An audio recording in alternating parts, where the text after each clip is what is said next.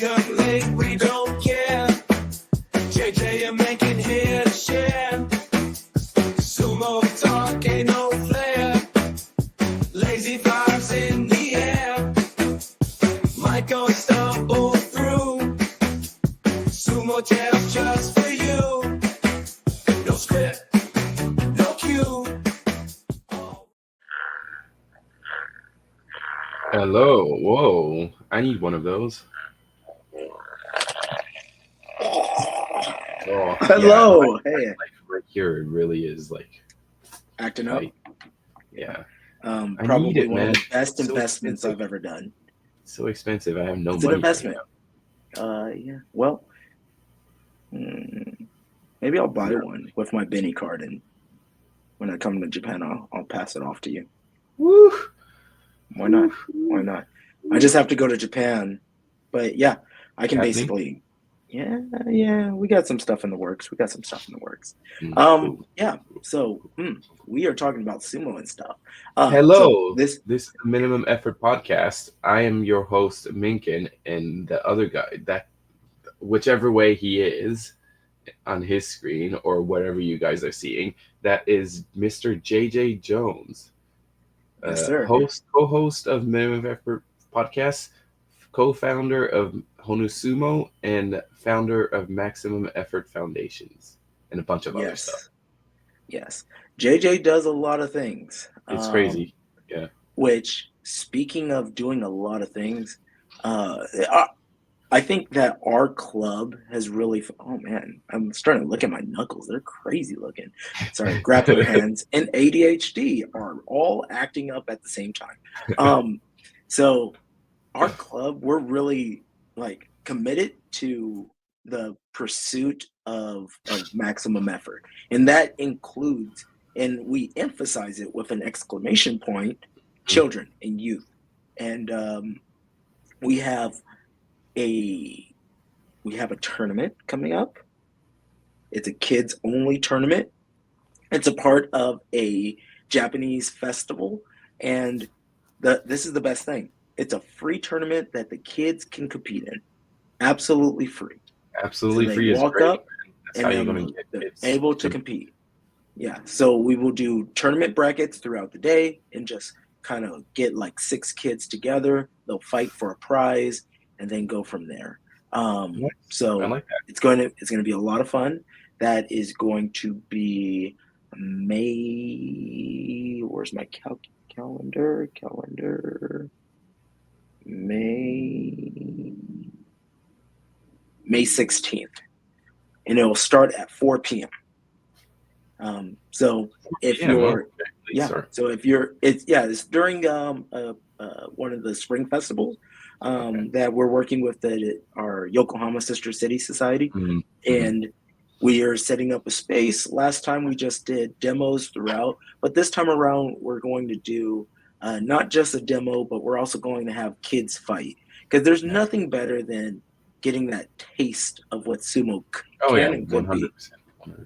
100%. So that's a big thing. And we're truly committed to the youth, right?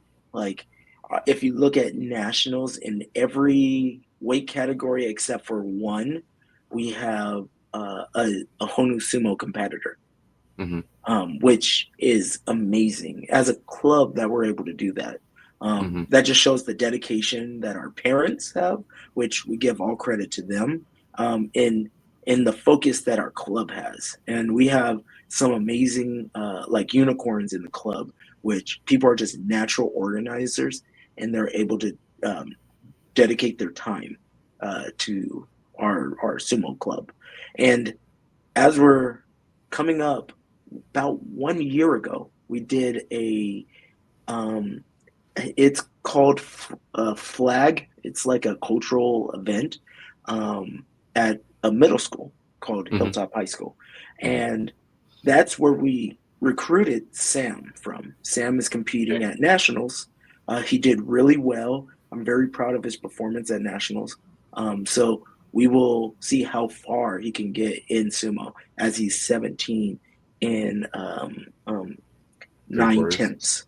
9/10 right now. Yeah, 9/10. Yeah. So we will see. We will see what he looks like on the world stage.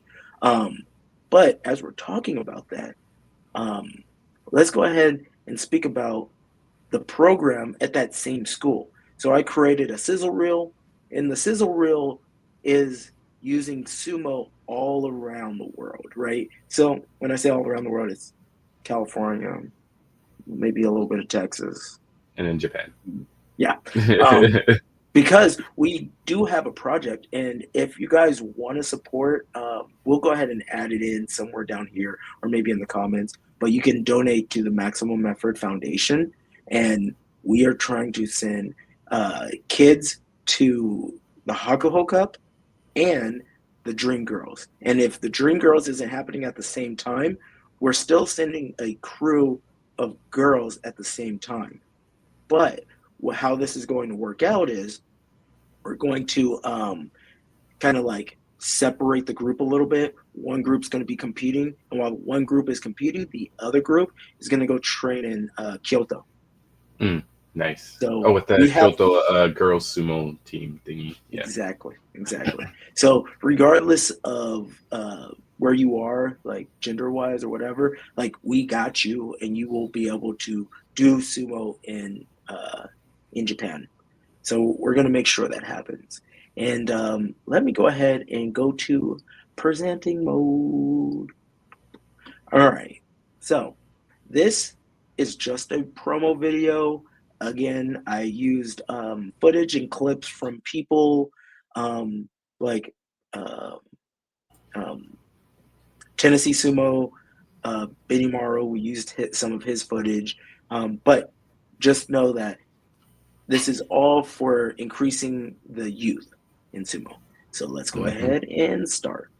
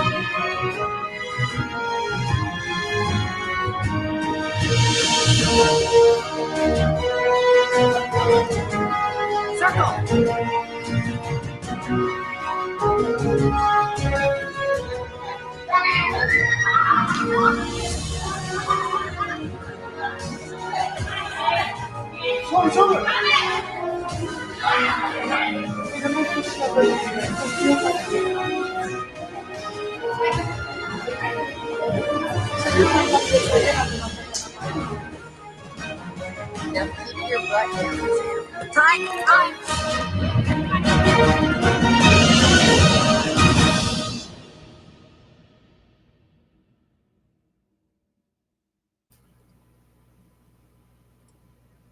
Nice. I like that.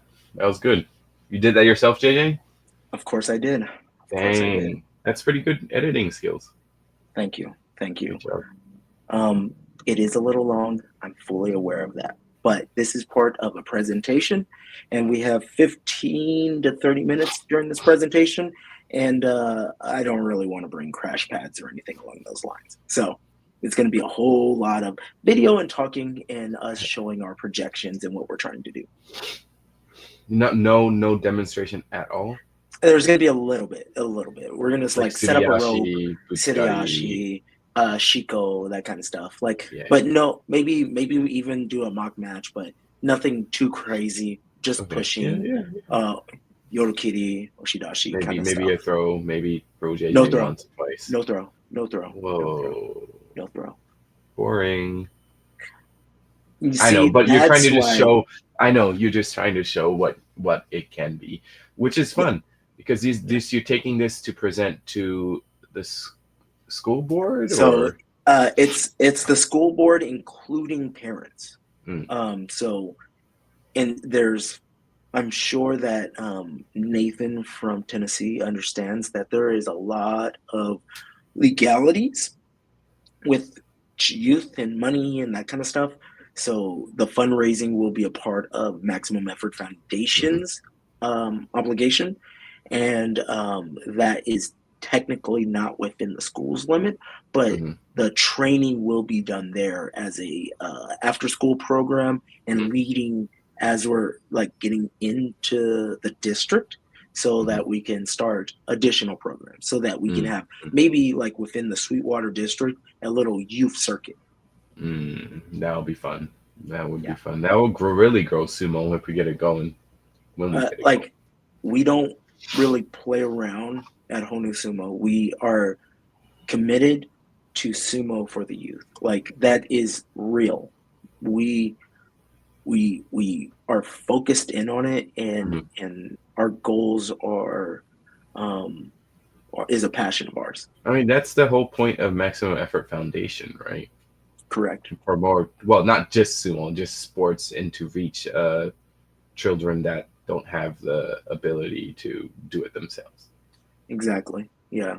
The Maximum Effort Foundation, if you haven't heard the story, it's basically Christina and I's it's our child, right? And it was formed on the fact that while she was trying to become a lifeguard and junior lifeguard, and them hustling her down for checks, and her going, I don't know, ask my mom, right? And then on my end, I wasn't able to go to like Junior Olympics and all of those kind of things for judo, and it was only because the way that the point systems work, you have to travel so much that it was quite a headache. Only those that had money could do that, or sponsorship, right? If you didn't have either, money, sponsorship, or the thing that I noticed was a big factor, at least in the judo community. Obviously, if you had the money and your family had the money, boom, you're good to go, right? Sponsorship, if that somehow made sense for you, you're good to go. The third one that I never really thought about because just the communities that I'm involved with, it was never really there. But it was churches. A lot of church would gather money and send children out, right? And that wasn't really in my cards as a Muslim. That wasn't my jam. So, but that is what we're doing with the Maximum Effort Foundation, and hopefully we have good news within the next 6 months or so. You know, so hope so, yeah. But it sounds good. Like without the growth of youth sumo, the average age of amateur sumo in the U.S. is always going to be 30 and above. Bro, I was looking at it as I was just looking through nationals was last week, and I was looking at nationals, and I looked at all the ages, and on average, it's 33.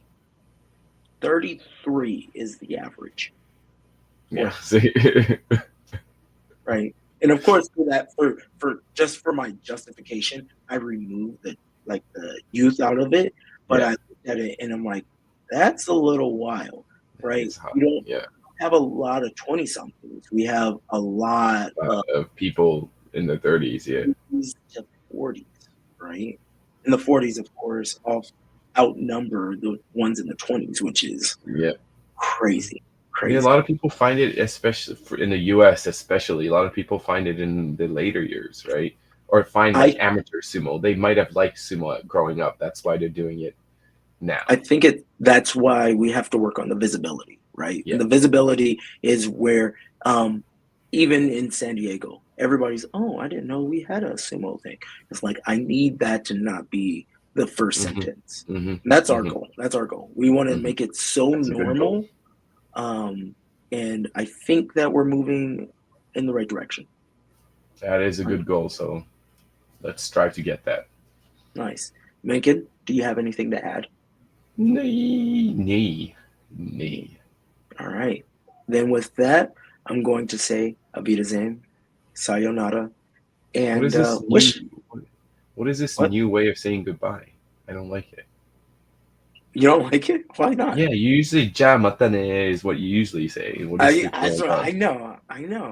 What is going on? Why are you trying to change it up? No, you can't. Okay, all right. Not allowed. Okay, no, you know what? It's not allowed. All right.